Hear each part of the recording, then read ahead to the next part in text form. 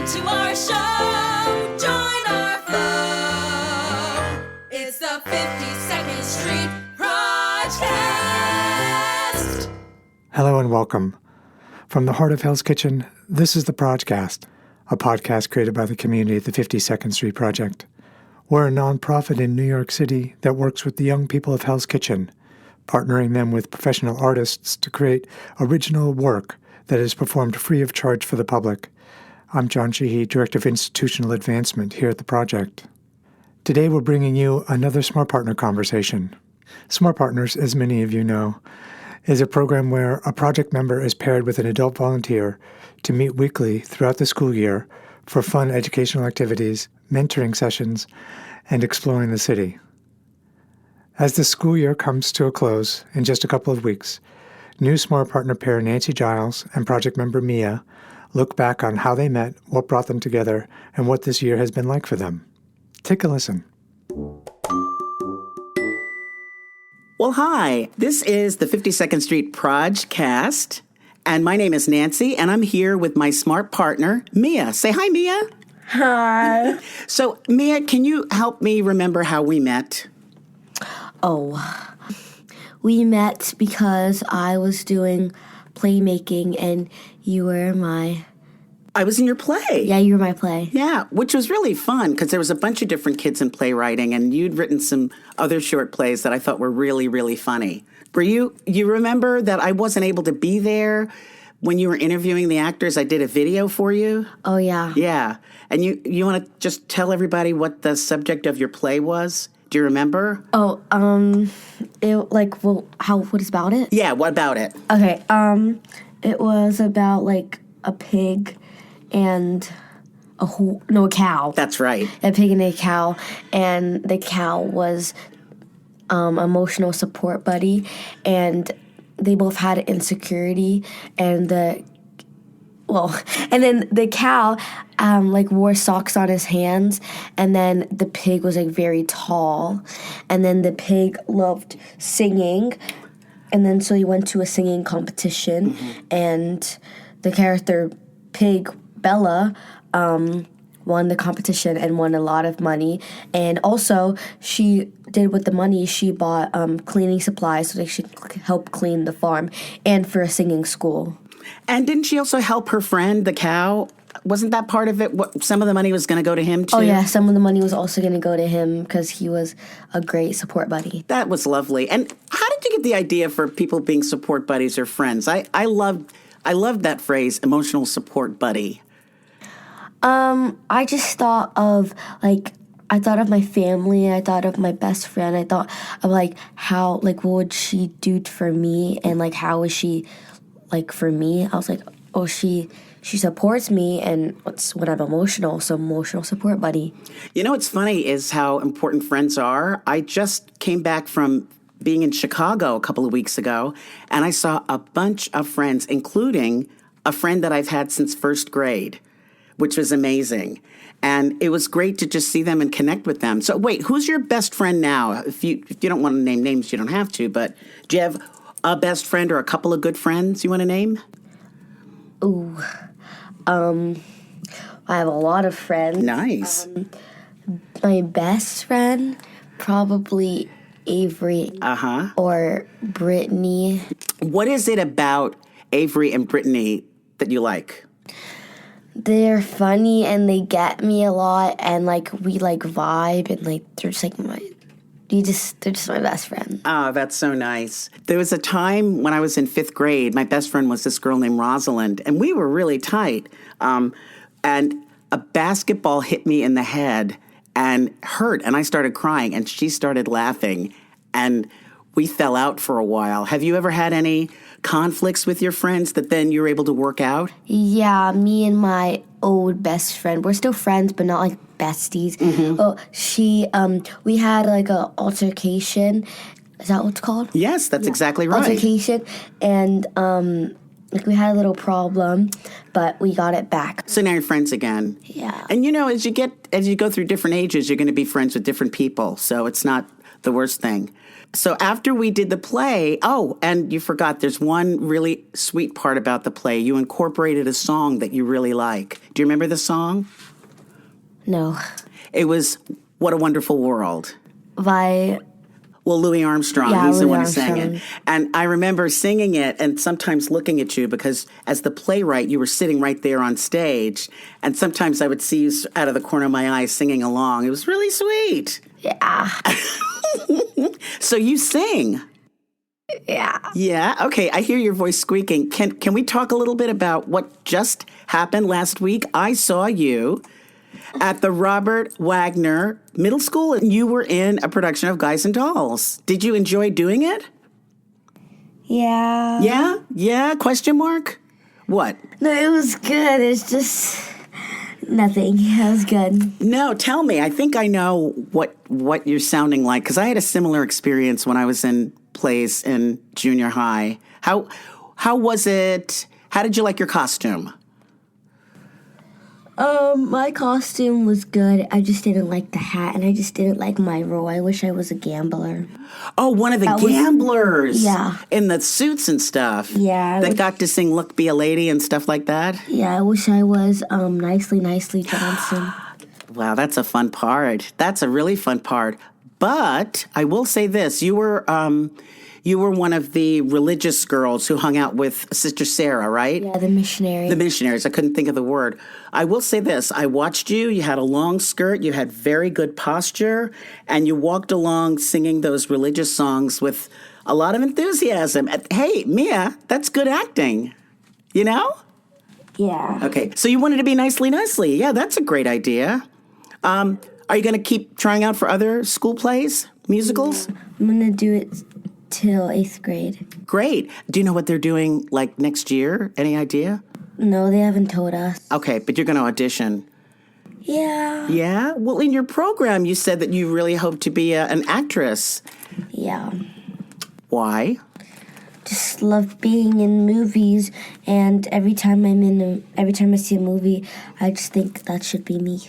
Oh, I like that. Can I also add that when I saw you act in a 52nd Street Project play, you were playing a dog that kept being told to get down, right? Can you just tell people who might not have seen the play, although you can see it online on the 52nd Street Project's YouTube channel, but can you tell them one of the main jokes about your character and the person who played your owner? She was always telling you something. Yeah, so basically the play was about an owner who just adopted a dog. Right. And this dog really likes to dance, and so every time, like, she would try to do something or she would, like, climb on something, the owner would say, get down. Right. But, and puppy, well, I thought get down means, like, start dancing, so I'll just start dancing, and it'd be really funny because every time I'll say get down, I'll do a different move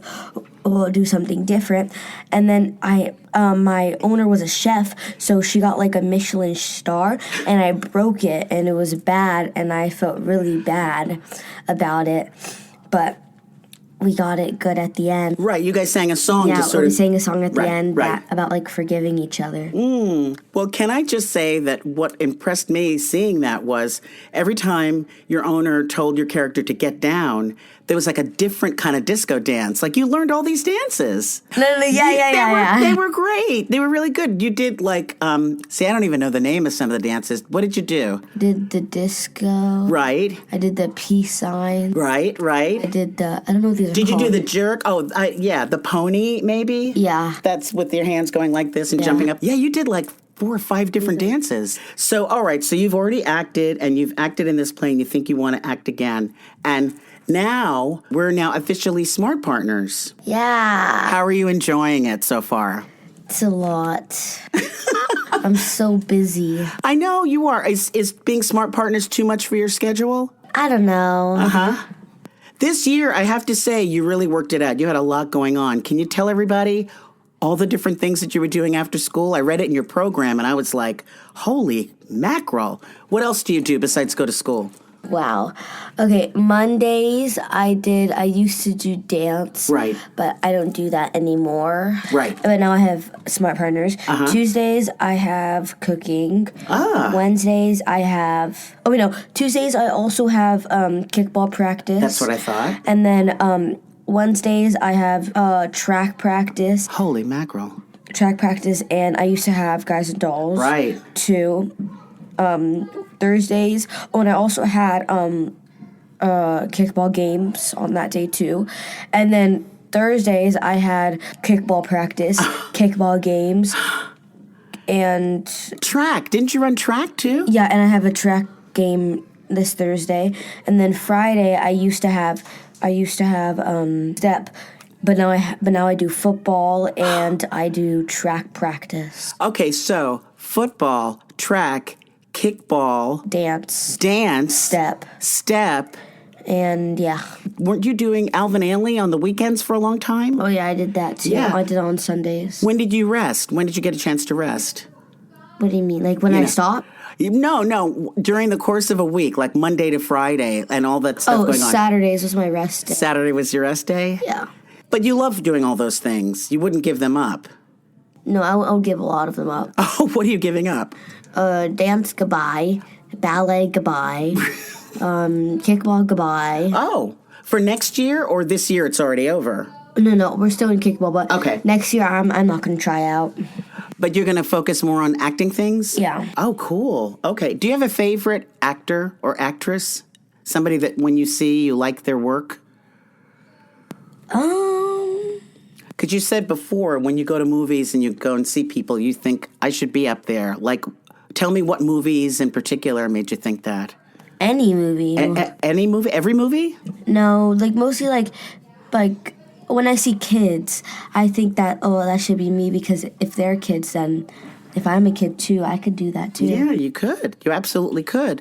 Are you thinking of going to like a special high school for acting? LaGuardia. Okay. All right. That's great. But it's super competitive to get into, and it's really hard. But if I don't get into that, I'll probably just go to Beacon. Beacon is another good school and it has acting stuff, right? I think so, yeah. Listen, I want you to know, one of the things that really charmed me when I was watching you in the show is when I was your age, I was doing the same kind of parts and feeling the same way that you did. Like, I want to be in the lead. Why can't I be in the lead? I was in this musical called Finian's Rainbow, and I played a sharecropper, and my big moment was stomping on the ground saying, this time of the year, this time of the year. That was about it. And it was frustrating because I wanted to be doing more, but I ended up doing it. So don't let the fact that you weren't in something right now or you didn't have a big enough part make you feel like you can't do it. You can. Yeah. So what kind of things are you going to do? We're almost through. Oh, let's talk about some of the stuff we did this year as Smart Partners. Did you have a favorite thing? The food, the salad and the sandwich, tomato sandwich. I think that was the first thing we cooked, right? Yeah, that was the first thing we did. And what about, how did you like the chicken tenders, by the way? It was great. They were. What else would you like to make? Pasta. Oh, yeah. You're going to maybe bring your grandmother's recipe? Yeah. There was something else I was going to ask you. What other things would you like to cook? You said pasta. Your grandmother has a recipe for ramen. Oh, yeah, that's good. We can jazz that up so that it's not just boiled water. What else? Yeah. Have you ever made grilled cheese sandwiches? Do you like that? Oh, yeah. We've only got a couple of weeks left before the end of the summer. Aren't you going to miss seeing me every Monday, every other Monday, or whatnot? I'm completely asking you so that you'll say, yes, I'll miss you a lot while we're on the air. Yeah. Yeah? Yeah. Do you want me to come and find you during the summer? No, I know. I'm going to be in summer camp. Oh, that's great. Sleepaway camp or day camp? Day camp. Oh, where? In the city? We're still thinking about where to go. Okay. Do you know how to swim, by the way? Yeah, I'm not good. I'm way older than you. I'm not good. This summer, I'm determined to learn to swim. It gets harder as you get older, so maybe that's something you'll work on at camp. All right. So wait, you're what grade? 6. And other than the acting, do you have a favorite subject at school? I actually like math. No way. Really? I hate math, but I like my old math teacher. She's so nice. She explains it really good, and her lessons are really entertaining, and she's so nice. That makes a huge difference with a subject, because I had issues with math, and in 6th grade, I had this teacher, Mrs. Garau, and she was great, and I got to really like math. And then I had another teacher, Mrs. Carter, and through her I learned, I think it was algebra or geometry or one of those. Are you doing that yet? Yeah, I'm doing algebra. How do you like it? It's kind of fun. It's pretty easy. Yeah. Do you have motion problems and stuff like that? A train is traveling at X miles an hour, and it goes, I know, I kind of like those. You're shaking your head no? I hate those problems. Oh, But she explains it easier so I know how to do it. That is very important to have somebody that explains something. Good. That makes a huge difference. You had spoken to me about a poet that you really liked. That's why Phyllis I was thinking. Wheatley. Yeah. So you learned her work in English class, right? History. Tell me about Phyllis Wheatley for people who might not know. She was a slave back then who didn't know how to read or write, but she taught herself and she learned how to write and read, so she made poems. Beautiful poems. Yeah. That still, as we say, stand the test of time. In other words, you can understand what she was trying to say in her poetry. You know, I meant to bring a book so that you could have read some of her poetry because it would be so beautiful. You don't happen to have anything memorized, do you? Oh, no. Do you have a dog? I wish. What would you prefer, a dog or a cat? Dog.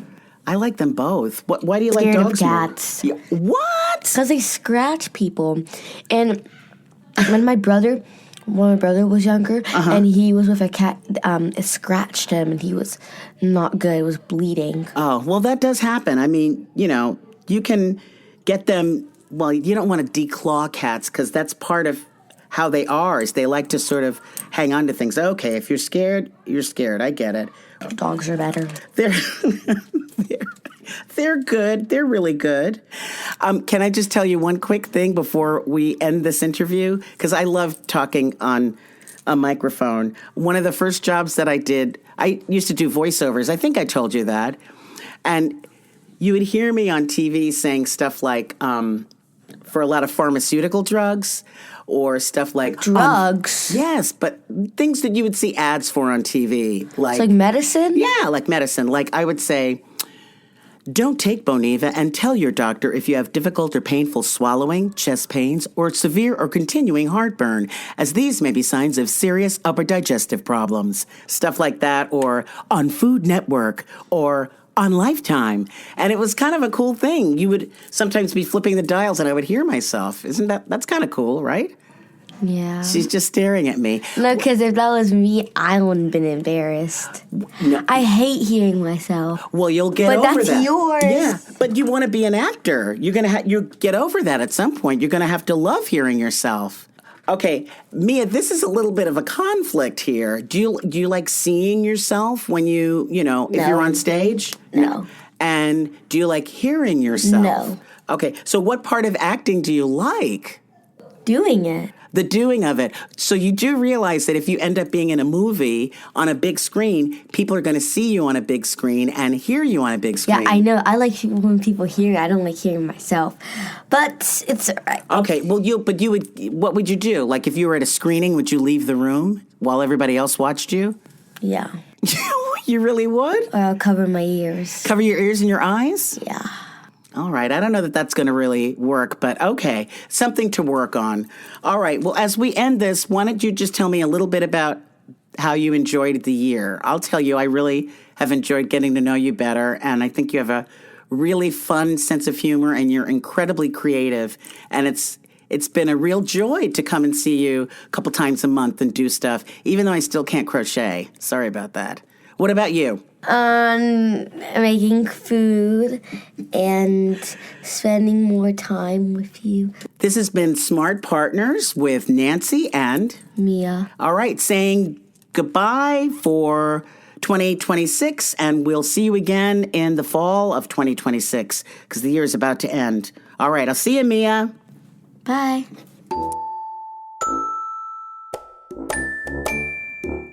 That was Mia and her smart partner Nancy Giles. As they mentioned, the programming year is coming to a close here at the project, And we have just one more show before we start it all over again in July. This Friday, June 12th at 7:30 here in our Five Angels Theater in Hell's Kitchen, we are presenting the culmination of our dance-making program with a dance concert we're calling Express Yourself. Dance-making introduces the basics of movement and choreography to project members who create pieces to perform alongside their adult volunteer partners. The show is this Friday, and it is, of course, free. Seats are currently available on our website, www.52project.org. And as usual, the show will be available to stream on our YouTube channel. And now for the credits. The project member featured in this episode was Mia and her smart partner, Nancy Giles. The PROJcast theme song was created by Justin and his smart partner, Eric March, and performed by Marinda Anderson, Rebecca, and Nicole. The PROJcast logo was created by Iris Brown. Follow us on YouTube, Facebook, and Instagram. The 52nd Street Project is supported by public funds from the New York City's Department of Cultural Affairs and the New York State Council on the Arts. We're a nonprofit organization and we're able to do what we do because of generous folks like you. Well, that's all for today.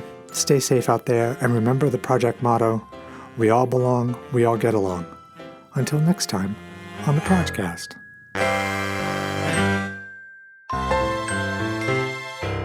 See you next month. Wait, Nothing rhymes with month. On the 52nd Street PROJcast.